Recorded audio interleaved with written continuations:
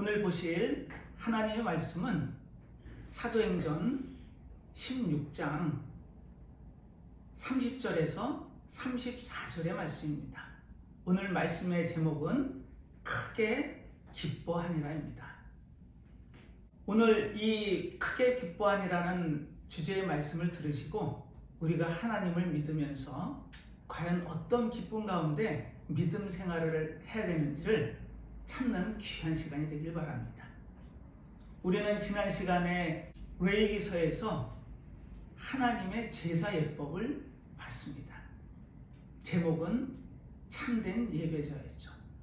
우리가 예배당에 나와 예배를 드리면서 이 참된 예배자의 의미를 모르고 형식적으로, 의식적으로, 의무감에 나와서 드리는 예배도 있을 수 있다는 겁니다. 하나님께서는 정확하게 제사 예법을 통해 받으시는 제사를 알려주시죠. 번제, 소제, 화목제, 속죄제, 속건제입니다. 첫 번째는 하나님께 제사를 드리는 사람이 하나님 앞에 제물을 가지고 직접 나와야 하는 것이었습니다. 그리고 이 제물을 가지고 두 손을 얹고 자신의 죄를 고백을 하죠. 그리고 그 죄를 이 제물의 안수를 통해 전갈합니다. 그리고 이 제물을 잡죠. 이 제물에서 흘리는 피를 받아 제사장에게 주면 그 제사장은 그 피를 번제단의 네 모서리에 있는 뿔에 바르죠. 그리고 번제단 주에 피를 쏟음으로 통해서 대속의 의미가 하나님께 올려지는 겁니다. 그리고 이 제물을 가죽을 벗기고 각을 뜨죠. 그리고 내장과 정강이는 물로 씻습니다. 정결함의 의미죠. 거룩해지고 의로워지는 의미의 행위였던 겁니다. 이처럼 하나님께서는 예배 장소에 직접 나와서 참여하는 예배를 받길 원하셨던 겁니다. 이 피의 냄새가 진동을 하고 제물이 태워지는 냄새가 진동을 하는 그곳에 하나님은 향기로운 냄새로 받으시겠답니다. 이 향기로운 냄새는 3500년이 가까운 시간이 흘러 지금 우리에게는 그리스도의 향기를 의미합니다. 예배자로만 성공할 게 아니고 삶에 나가 빛과 소금의 역할을 하라고 얘기하시는 겁니다. 우리는 이 삶의 예배에서도 성공하는 진정한 크리스찬이 되어야 되는 겁니다. 예수님의 성품을 닮은 우리들의 모습. 그래서 지난 시간에 성령의 9가지 열매를 말씀을 드렸습니다. 그 9가지 열매를 우리는 실천해 내야 되는 거죠. 첫 번째가 사랑이었습니다. 하나님께서는 하나님 사랑, 이웃 사랑을 강조하시죠. 하나의 사랑입니다. 그리고 두 번째가 희락이죠. 오늘 본문 말씀하고 연관이 됩니다. 크게 기뻐하는 믿음 가운데 삶이 기쁨의 삶이 돼야 된다는 것입니다. 세 번째는 화평입니다. 이 화평은 우리가 믿음 생활하면서 느끼는 평안을 의미하죠. 그리고 네 번째가 오래 참습니다. 이 오래 참는다는 얘기는 인내를 의미하죠. 우리가 믿음 가운데 당하는 여러 가지 환난과 고난, 그 환난과 고난을 만났을 때 우리는 인내로 그 모든 것을 이겨내야 된다는 것입니다. 그리고 다섯 번째가 자비죠. 긍휼함입니다. 그리고 여섯 번째가 양선입니다. 이 양선을 통해서 우리는 많은 이웃들에게 배려를 하고 호의를 베풀어야 하는 것을 우리의 삶의 기준으로 삼아야 되는 것입니다. 그리고 일곱 번째가 충성, 신실함이죠. 여덟 번째가 온유입니다. 부드러움이죠. 그리고 아홉 번째가 절제, 중요한 겁니다. 하나님께서 싫어하는 행동과 모습을 절제함이 우리에게 요구되고 있다는 거죠. 이처럼 성령의 9가지 열매가 우리가 삶을 살아나가는 데 있어서 기준이 돼야 되고 그걸 삶으로 실천해내야 되는 것입니다. 이처럼 삶에 성공하는 예배자는 예배당에 나가서 예배만 거룩하게 드리는 예배자의 모습으로 끝나는 게 아니고 그 예배당을 열고 나오는 순간 우리는 삶의 예배자로 다시 서야 되는 겁니다. 그래서 세상에 나가 빛과 소금의 역할을 하면서 그리스도의 향기가 나오는 귀한 삶으로 나가야 되는 게 우리의 삶의 방향이어야 되는 것입니다. 사랑하는 믿음의 성도 여러분, 예배당에서 드리는 예배는 형식적인 예배가 아니고 참여자의 예배입니다.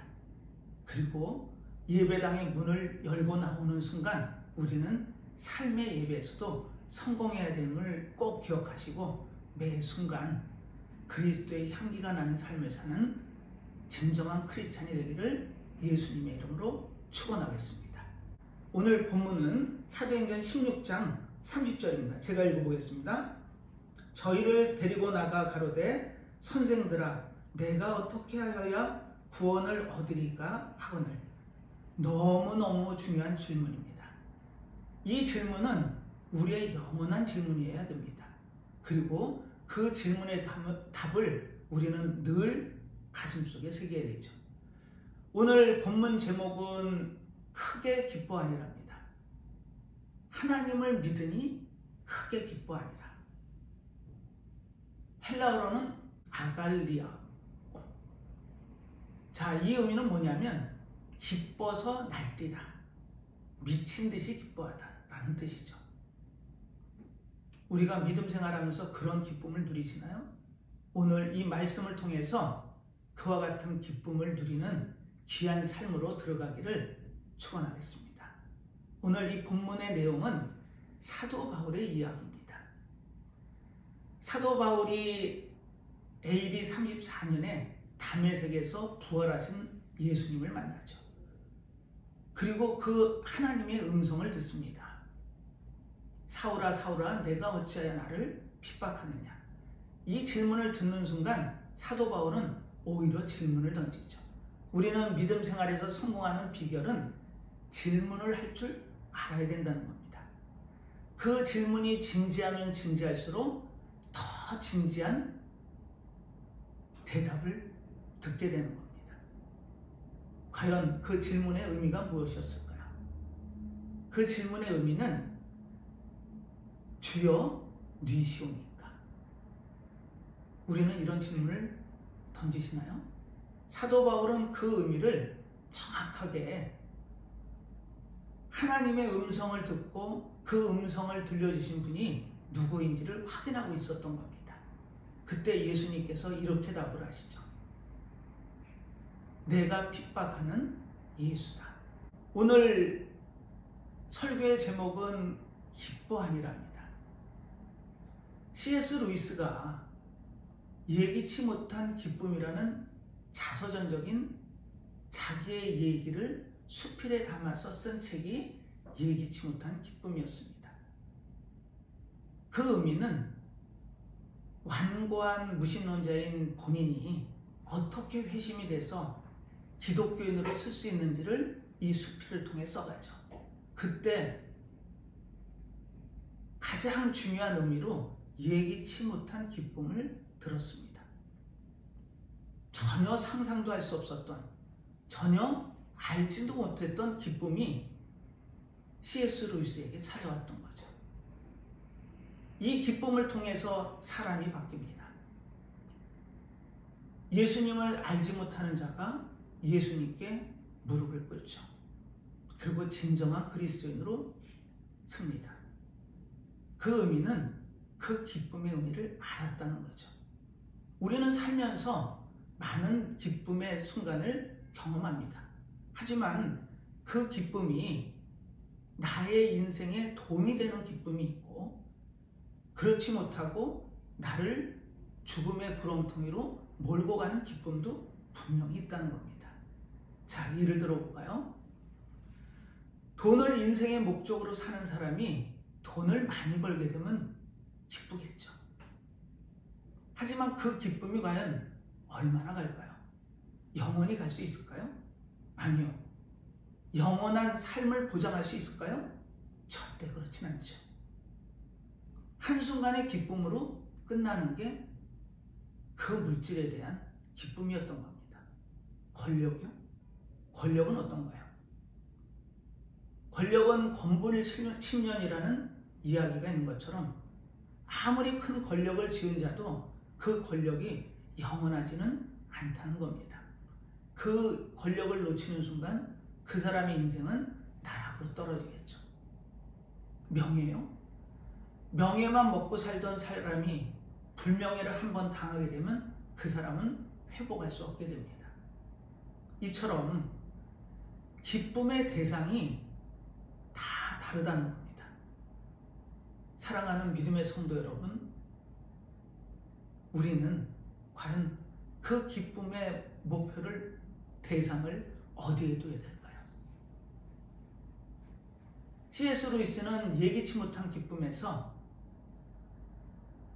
예수님을 통해서 얻는 기쁨이 진정한 기쁨이라는 자신의 회심하게 된 계기를 얘기하고 있죠. 지금 오늘 이 말씀을 통해서 기뻐하는 삶으로 바뀌길 바랍니다. 지금 사도 바울은 다메섹에서 부활하신 예수님을 만나고 사도의 직분을 받죠. 이 사도는 부활하신 예수님을 만나야 되고, 그리고 그 예수님을 통해서 가르침을 받고 보내심을 받은 자가 사도의 직분을 감당합니다. 사도 바울은 분명한 사도였죠. 많은 유대인들에 의해서 도전을 받고 헬라파 유대인에서 목숨의 위험을 겪지만 사도 바울은 흔들리지 않았습니다. 그 다메섹에서 만난 예수님을 통해 1차 전도여행을 다녀오죠. 그 1차 전도여행까지 다녀오는 여정은 13년이라는 사역의 공백기가 있습니다. AD 34년에 다메섹에서 예수님을 만난 사도 바울이 3년이라는 시간 동안을 유대인의 위협을 피해 광야로 나가죠. 그곳에서 수학합니다. 그리고 예루살렘에 올라갔다 헬라파 유대인에서 목숨의 위협을 받죠. 그래서 다시 다소로 내려갑니다. 다소는 사도 바울의 고향입니다. 그 10년이라는 시간 동안 수리아 안디옥 교회 수장인 바나바가 찾아와서 함께 사역하기를 권면할 때까지 13년이라는 시간 동안을 사도 바울은 과연 무슨 준비를 했을까요? 부활하신 예수님을 통해서 이방 전도를 위해 택한 그릇이라는 부르심을 받아 사도가 된 사도 바울이 13년이라는 기간을 허송세월했을까요? 그렇진 않겠죠. 13년 동안 사역을 위한 준비를 했던 겁니다. 그리고 수많은 질문을 던졌겠죠.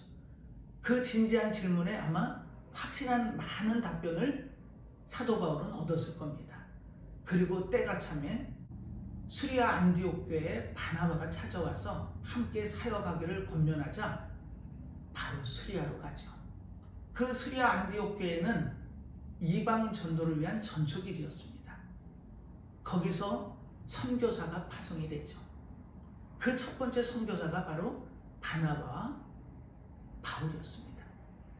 1차 전도여행은 바로 갈라디아 지역이었죠. 비시디아 안디옥, 이고니온, 루스트라, 더베였습니다.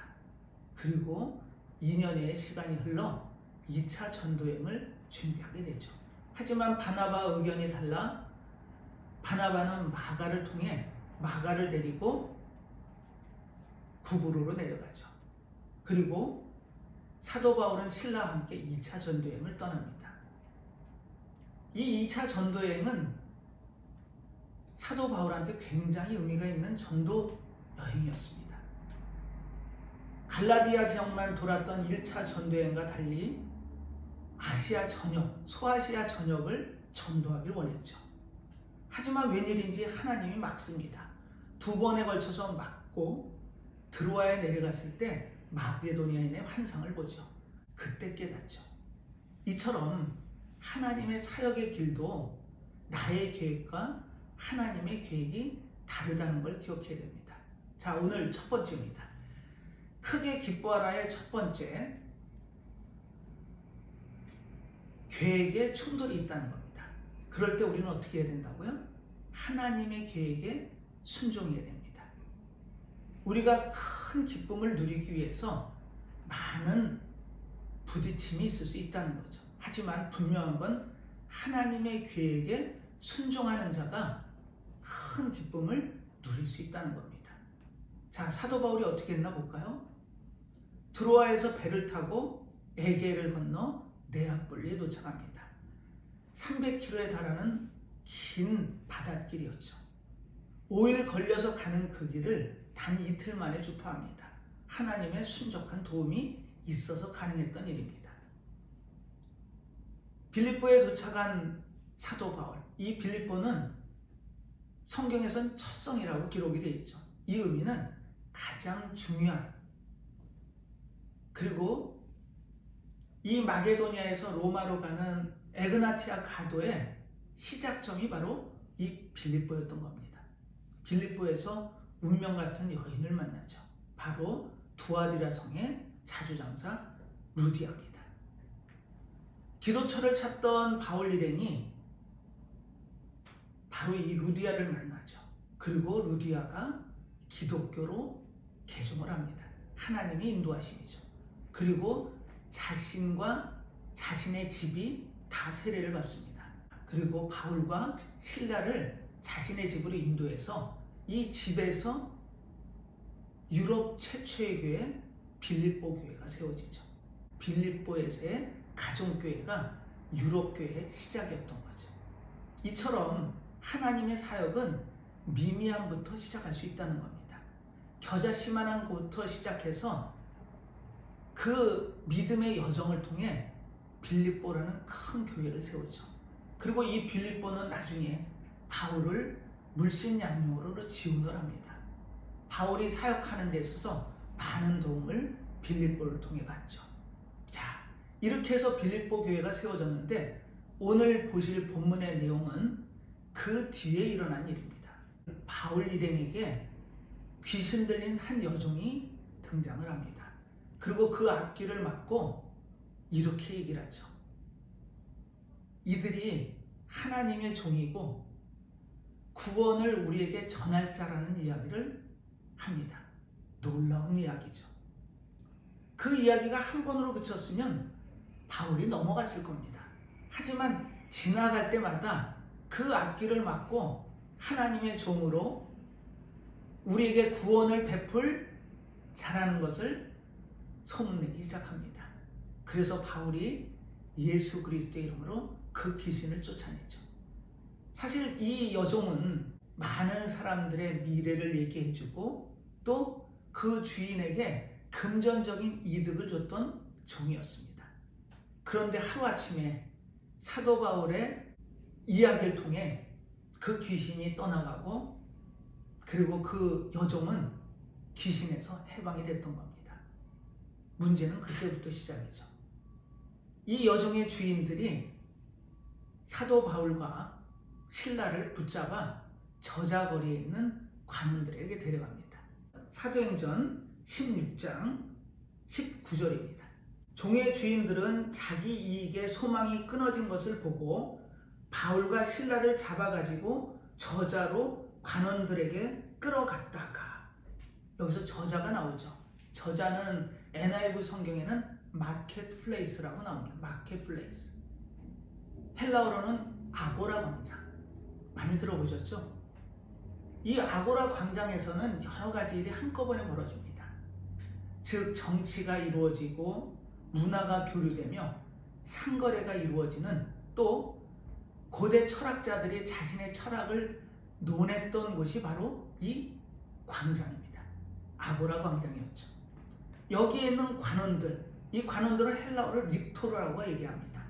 이 릭토르는 어떤 의미냐면요, 로마 제국은 거대 제국이었습니다. 그리고 이 빌립보는 바로 마게도니아 성이었죠.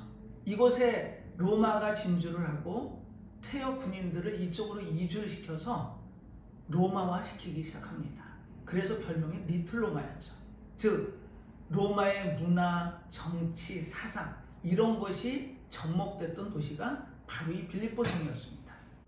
로마라는 제국을 지탱하는 그 지탱이 바로 치안이었죠.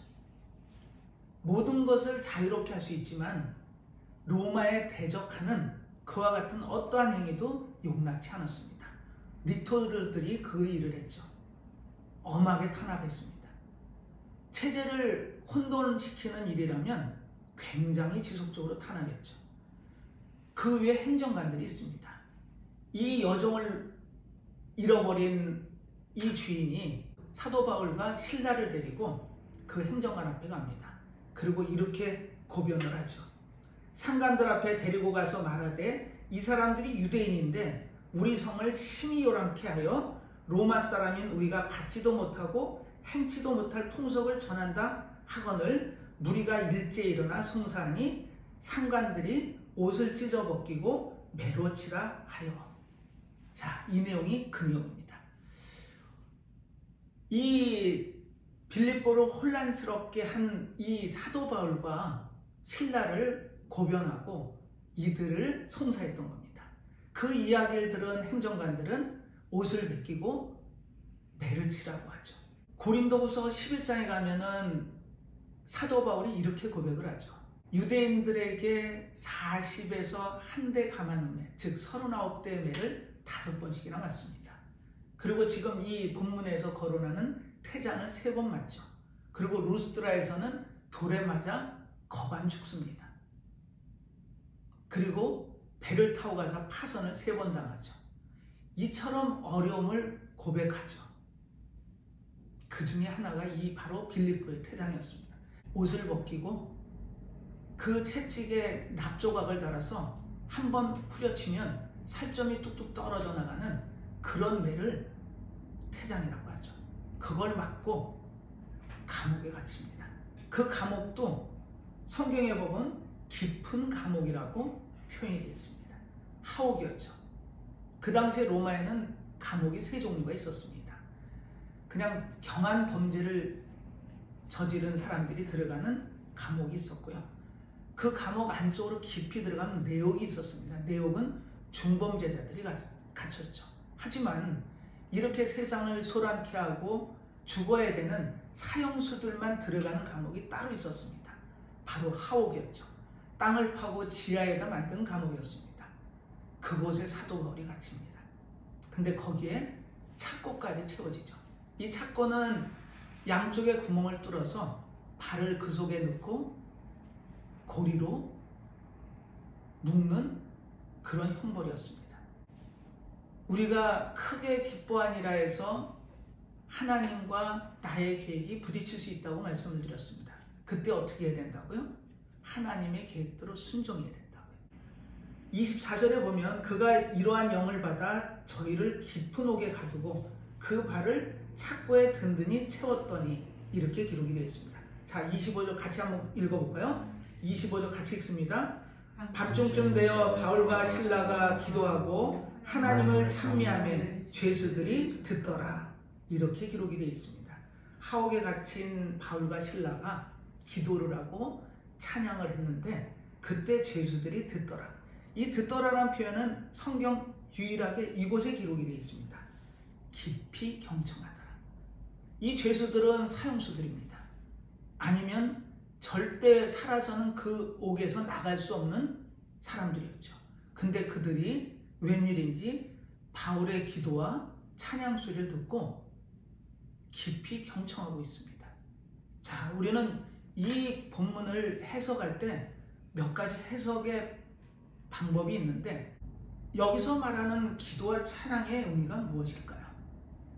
만약에 몸이 갇혀서 옥에서 풀려나기를 위한 기도고 찬양이었다면 그 다음 절의 상황이 일어났을 때 사도 바울과 실라는 도망을 가는 게 맞습니다. 자, 근데 내용이 어떻게 됐나 한번 볼까요? 26절입니다. 이에 호련히 큰 지진이 나서 옥토가 움직이고 문이 곧 다 열리며 모든 사람의 매인 것이 다 벗어진지라. 이와 같은 상황이면 도망가는 게 맞습니다. 옥이 열렸는데 사도 바울은 그 자리에서 꼼짝도 안 합니다. 그렇다면 그 기도와 찬양 사이에 무언가 있었음이 틀림이 없습니다. 그냥 이 이야기를 기도와 찬양 속에 하나님이 역사하셔서 이 감옥에서 무사히 벗어났다면 그냥 은혜로운 구절의 말씀이 되겠죠. 하지만 그 사이에 분명 무슨 일이 있었던 것이 틀림이 없습니다. 그 예를 어디서 찾아보냐면 한나의 기도에서 찾아볼 수 있습니다. 한나가 자녀가 없었죠. 그 당시에 히브리 여인은 자녀가 없다는 건, 대가 끊겼다는 건 큰 죄인이었습니다. 그래서 하나님 앞에 나아가 눈물로 통곡의 기도를 하죠. 그때 하나님의 음성을 듣습니다. 한나야, 내가 지금 자녀가 없어서 이렇게 통곡하면서 울지만 나는 내 말을 전할 선지자 하나 없어서 내 말을 전할 자가 없구나. 그 이야기를 한나가 깨닫는 순간 성경에서는 하나님과 심정이 통했다고 기록을 하죠. 이 하나님의 심정이 통한 한나의 기도가 바뀝니다. 하나님, 자녀를 주십시오. 그럼 제가 하나님께 드리겠습니다라는 고백을 합니다. 그리고 사무엘이 태어나고 그 사무엘이 하나님의 선지자로 드려지죠. 자, 이 의미가 뭘까요? 우리는 그 기도와 찬양 속에 하나님의 심정을 통하는 그와 같은 기도가 되어야 된다는 겁니다. 사도 바울이 그랬습니다. 태장을 맞고 온몸이 만신창이가 됐죠. 그리고 그 깊은 지하 감옥에 갇혔습니다. 발에는 착고가 채워졌죠. 그런 상황에서 하나님께 기도를 드립니다. 하나님, 제가 언제 이 유럽 전도를 한다고 그랬습니까? 소아시아를 전도하기를 원했는데 하나님이 가라고 하셔서 지금 이 길을 온 거 아닙니까? 그런데 그 길이 순탄해야 되는 거 아닌가요? 그때 하나님의 심정을 읽습니다. 사도 바울은 기도를 통해 하나님과 심정이 통했던 겁니다. 그리고 고백이 바뀌죠. 내가 당하는 고난, 이 고난이 하나님의 복음이 전하는 길이라면 그 길을 기꺼이 가겠다고 서원을 합니다. 내가 당하는 고난이 문제가 아니고 하나님의 말씀만 전해줄 수 있다면 그걸로 족하답니다. 놀라운 고백 아닌가요? 그 고백이 있었기 때문에 이 감옥 속에 찬미가 끊이지 않을 수 있었던 겁니다. 우리는 보통 이 기도를 힘들고 어려울 때 많이 하죠. 그리고 이 찬양은 우리가 형통할 때 콧노래처럼 합니다. 하지만 그 중간에 사도 바울의 기도처럼 하나님과 심정이 통하는 기도가 이루어진다면 우리는 고난 중에 기쁜 찬송을 드릴 수 있습니다. 자, 두 번째입니다. 크게 기뻐하기 위해서는 이처럼 기도와 찬미를 통해 깨달음이 있어야 됩니다. 하나님의 심정을 통하는 깨달음, 그 깨달음이 있었기에 바울은 자신이 당하는 육의 고통이 의미가 없었던 겁니다. 만약에 그 기도 속에 이 고난에서 저를 벗어나게 해주십시오라는 고난이 없고 찬송이었다면 옥문이 열리고 착고가 풀려졌을 때 당연히 도망을 가야 되겠죠. 하지만 한 발자국도 감옥 밖으로 딛질 않습니다. 나의 고난보다 하나님의 사역이 더 중요했던 겁니다. 우리 내용을 확인해 볼까요? 27절입니다. 간수가 자다가 깨어 옥문이 열린 것을 보고 죄수들이 도망한 줄 생각하고 검을 빼어 자결하러 하거늘. 자, 이 의미가 뭘까요? 그 당시의 감옥은 재판을 받기 전에 그 죄수들이 도망가는 걸 가장 큰 죄로 여겼습니다. 만약에 옥문이 열리고 죄수들이 도망갔다면 이 간수는 죽음밖에 다른 방법이 없었습니다. 그것도 처절한 고통 속에 죽어가겠죠. 그래서 그게 두려워서 자신의 경험상, 자신의 생각으로 옥문이 열렸다는 건 탈옥을 의미합니다. 그렇다면 죄수들은 도망갔다는 의미고, 이제 남은 것은 처절한 고통스러운 죽음밖에 안 남았는데 깨끗이 자결로 끝내려고 했던 겁니다. 그때 구원의 음성이 들리죠. 자, 한번 확인해 볼까요? 28절입니다. 같이 읽습니다. 바울이 크게 소리질러 가로되 내 몸을 상하지 말라. 우리가 다 여기 있노라 하니. 이때 간수의 심정이 어땠을까요? 그 절체절명의 죽음밖에는 이제 나한테 남은 게 없다라고 생각을 하고 자결하려고 했던 그 간수에게 들리는 이 음성은 복음의 음성이었을 겁니다. 우리가 다 여기 있으니 안심하라는 겁니다. 그래서 간수는 등불을 들고 들어가서 확인을 하죠. 죄수들이 전부 있는 걸 확인하고 바로 이 바울과 실라를 데리고 나옵니다. 오늘 본문의 시작입니다. 제가 다시 오늘 본문 30절을 읽겠습니다. 저희를 데리고 나가 가로되 선생들아 내가 어떻게 하여야 구원을 얻으리까 하거늘. 자, 이 앞에 행동을 볼까요? 부복하고. 지금 이 상황을 맞닥뜨린 간수는 이 바울과 실라가 그 귀신 들린 여종이 얘기했던 하나님의 종이고 우리에게 구원을 전하는 자라는 전언을 들었는데 그게 사실로 확인이 된 겁니다. 그 순간 바울을 큐리오스, 주님이라고 고백하고 있었던 겁니다. 그것도 엎드려서.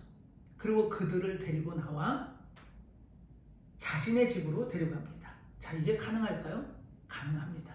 그 당시의 감옥은 그 감옥 영내에 간수의 사택이 있었습니다. 그래서 간수가 마음만 먹으면 죄수들을 데리고 자신의 집으로 데려갈 수 있었죠. 집에 데려가자마자 한 질문입니다.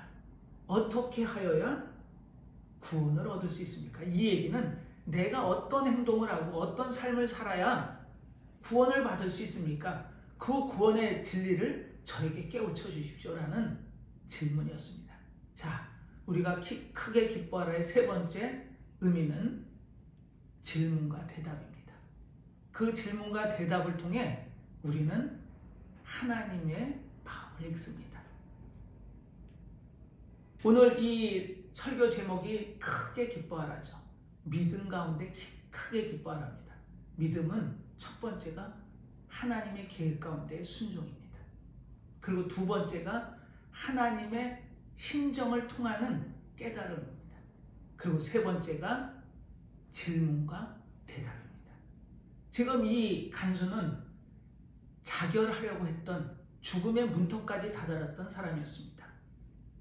그 사람이 질문을 던지고 있습니다. 어떻게 해야 제가 구원을 얻습니까? 우리는 이 질문에 어떤 의미로 와닿나요? 그 질문에 대한 답은 알고 계시나요? 그 답을 사도 바울은 이렇게 얘기합니다. 31절입니다. 같이 읽습니다. 가로되 주 예수를 믿으라. 그리하면 너와 내 집이 구원을 얻으리라 하고. 오늘의 답입니다. 아니요. 영원한 답이어야 합니다. 우리가 만나는 많은 의문들, 우리가 하는 많은 질문의 답이 이 한 절에 다 들어있습니다. 주 예수를 믿으면 너와 내 집이 구원을 얻는답니다. 우리는 그 앞절에서 좀 이기적인 간수를 봅니다. 내가.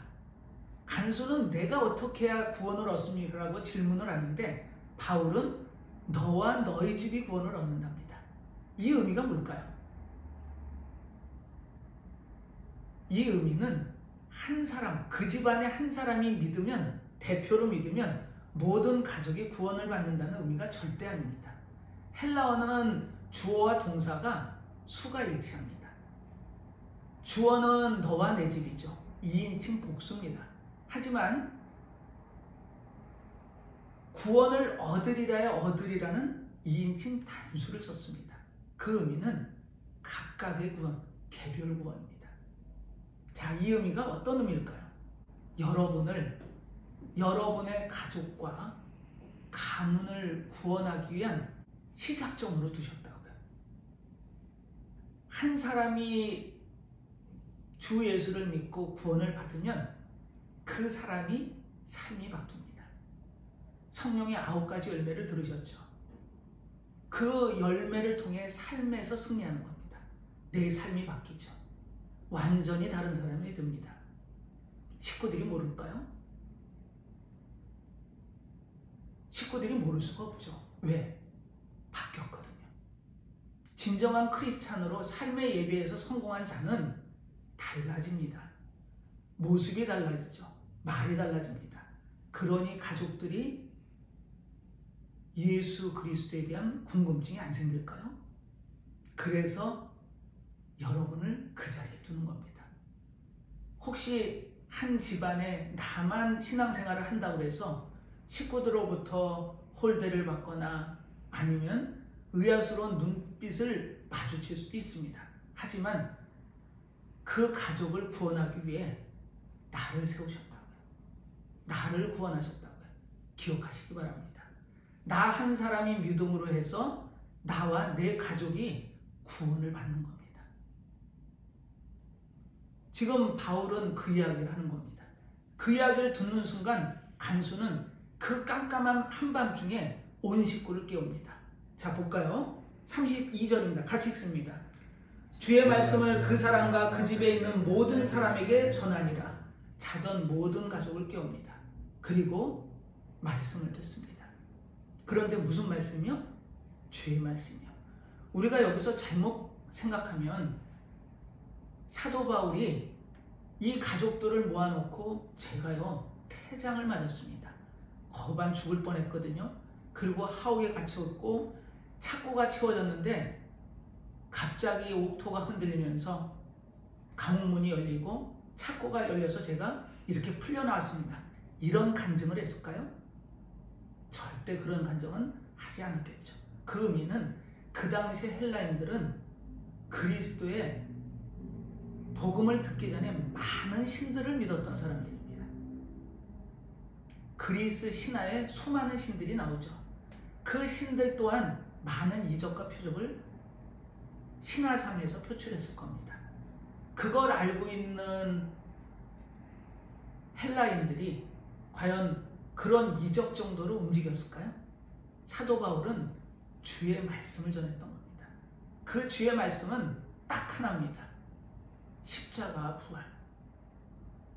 요한복음 3장 16절 하나님이 세상을 이처럼 사랑하사 독생자를 주셨으니 이는 저를 믿는 자마다 멸망치 않고 영생을 얻게 하려 하심이니라. 그 복음을 전했던 겁니다. 하나님이 독생자 예수 그리스도를 이 땅에 보내시고 그분이 3일 만에 살아나심을 통해 우리에게 영원한 삶을 보장하신 겁니다. 그 사실만 믿으면 구원을 받는답니다. 바로 그 복음을 전했던 겁니다. 주 예수를 믿으라 너와 내 집이 구원을 얻으리라. 이 십자가상에서 죽어갔던 그분이 우리를 살리시기 위한 메시아고 그분이 그리스도며 그분을 믿는 자가 영원한 생명을 보장받을 수 있다는 참된 복음, 참복음을 전하고 있었던 겁니다. 자, 그랬더니 이들이 어떻게 바뀌었죠? 33절입니다. 밤 그 시에 간수가 저희들을 데려다가 그 맞은 자를 씻기고 자기와 그 권속이 다 세례를 받은 후. 이 세례는 갈라디아서 3장 27절에 보면 예수 그리스도로 옷 입는다고 기록을 하고 있습니다. 세례를 통해 예수 그리스도의 옷을 입은 진정한 그리스도인으로 쓰게 되는 거죠. 이 그리스도인이라는 단어가 처음 등장한 건 수리아 안디옥 교회에서입니다. 바나바를 통해서 바울이 수리아 안디옥 교회를 가죠. 거기서 1년여 동안 사역을 합니다. 물론 1차 전도여행을 떠나기 전이었습니다. 그때 모여서 함께 믿음의 공동체를 이뤘던 사람들을 그리스도인이라고 부르기 시작했죠. 이들이 주의 말씀을 듣고 세례를 받은 겁니다. 그런데 우리는 여기서 한 가지 의아한 게 생각이 납니다. 자신의 목숨을 구원을 받은 간수가 바울과 바나바를 데리고 집으로 갔다는 건 뭔가 대접을 하기 위한 거 아니었을까요? 근데 어디에도 이들을 대접했다라는 기록은 없습니다. 가자마자 내가 어떻게 해야 구원을 얻습니까? 거기에 대한 답을 사도 바울은 정확히 합니다. 왜요? 사도 바울은 13년 동안 질문을 했던 인물이었거든요. 예수 그리스도를 통해 부름을 받은 사도로 쓰고 이 사도의 길을 가야 하는 바울이 13년여 동안 아라비아 사막과 자신의 고향 다소에 있었습니다. 그때 많은 질문을 던졌겠죠. 그 질문에 대한 답을 알았던 사도 바울을 빌립보에 있는 이 간수가 간청을 합니다. 하나님은 2000km 밖에 있던 수리아 안디옥 교회에 바울을 불러서 그 질문의 답을 지금 하고 있었던 겁니다. 1700km나 넘는 거리를 걸어서 300km나 되는 백길을 건너 빌립보에 와서 그 간수의 간절함에 확실한 답변을 주고 있었던 거죠. 주 예수를 믿으라. 믿어지시나요? 그리고 그 다음 절, 마지막 절입니다. 34절을 같이 읽겠습니다. 저희를 데리고 자기 집에 올라가서 음식을 차려주고 저와 온 집이 하나님을 믿었으므로 크게 기뻐하니라. 아멘. 34절에 드디어 음식을 차려주네요. 먹는 것보다 더 급한 게 있다는 겁니다. 갈급함입니다. 그 간수는 그 갈급함을 가지고 내가 어떻게 하면 영원한 삶을 보장받을 수 있습니까? 라는 질문을 던지기 위해 그 태장을 맞아 만신창이가 된 사도 바울 일행을 데리고 집으로 가서 그 질문을 던졌던 겁니다. 그리고 너뿐만이 아니고 너의 모든 가족이 구원을 받아야 된다는 의미의 잠자던 식구들을 전부 깨우죠. 그리고 주의 말씀을 듣습니다.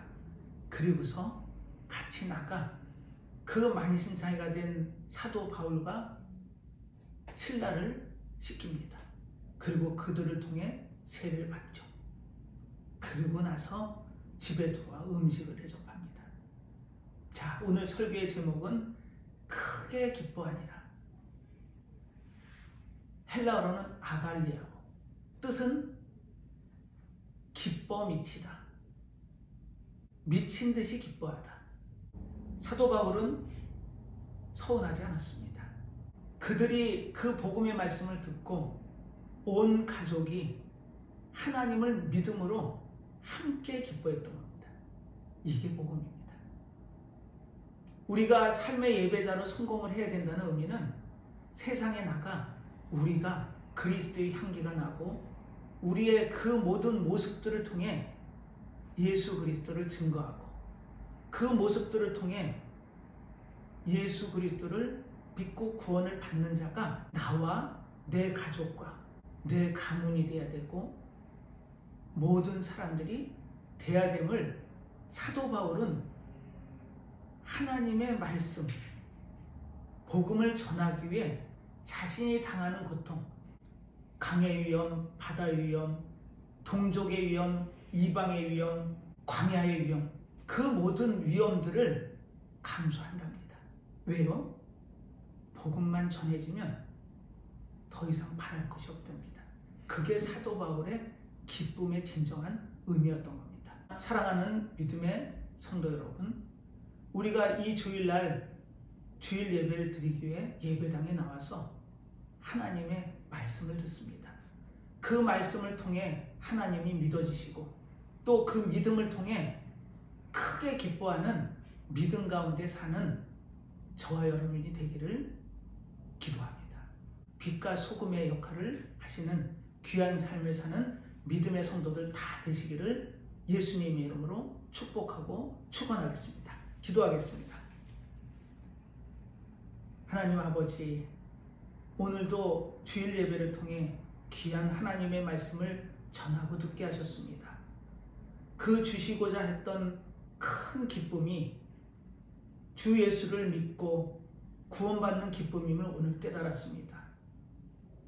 그 깨달음을 가기 위한 과정은 하나님의 계획 가운데 순종하고 또한 하나님의 심정을 읽을 수 있는 깨달음을 허락하시고 우리가 믿음 가운데 살면서 많은 질문을 던지지만 그 질문에 대한 답변을 듣고 하나님을 진정으로 믿어 큰 기쁨 속에 살아가는 저희들이 되길 원합니다.